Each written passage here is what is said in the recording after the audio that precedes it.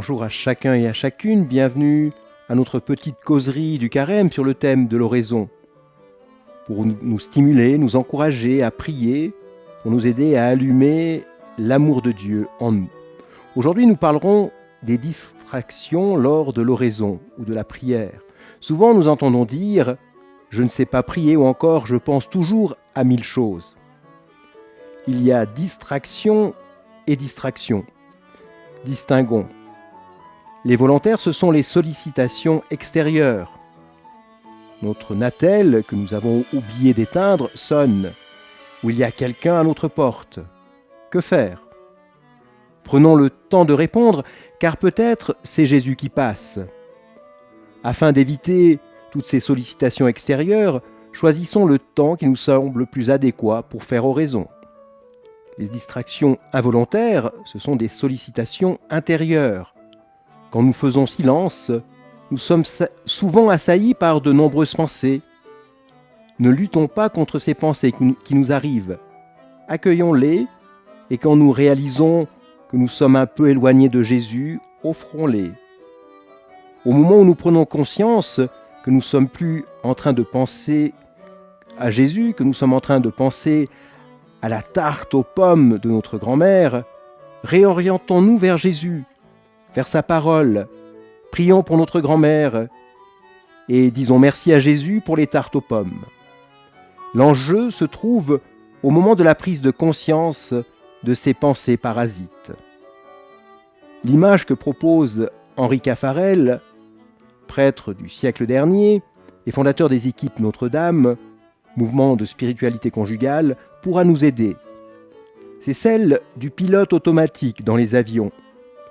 Et ce pilote automatique, c'est notre volonté de cœur, vouloir être avec Jésus.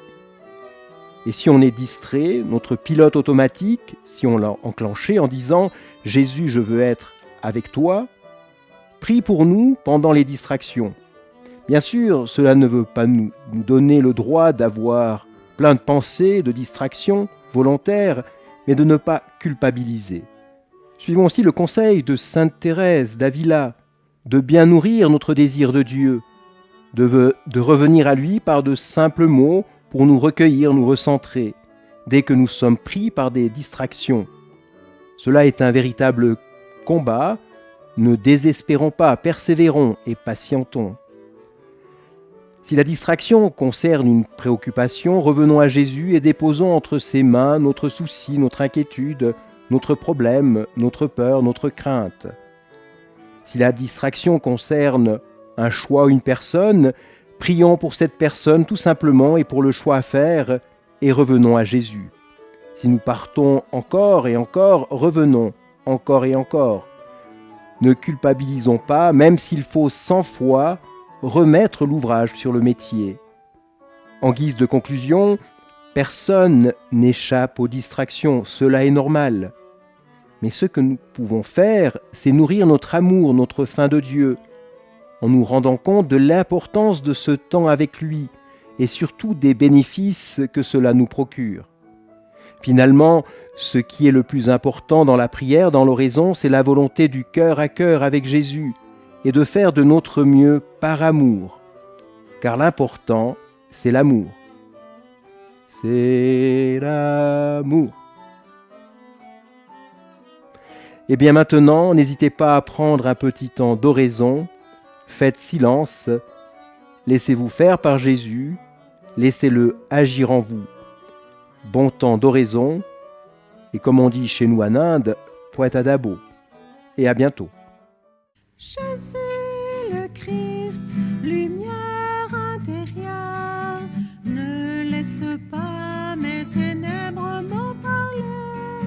Jésus le Christ, lumière intérieure, donne-moi d'accueillir ton amour.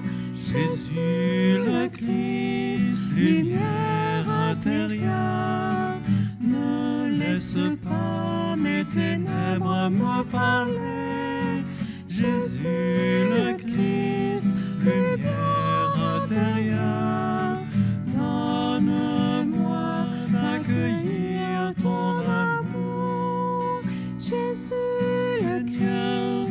sonde et me connais, que je me lève ou m'assois, tu le sais. Tu me devances et me poursuis, tu m'en sers, tu as mis sur moi ta main. Jésus le Christ, lumière intérieure, ne laisse pas mes ténèbres me parler. Jésus le Christ, lumière intérieure, donne-moi d'accueillir ton amour. Jésus le Christ, Je prends les ailes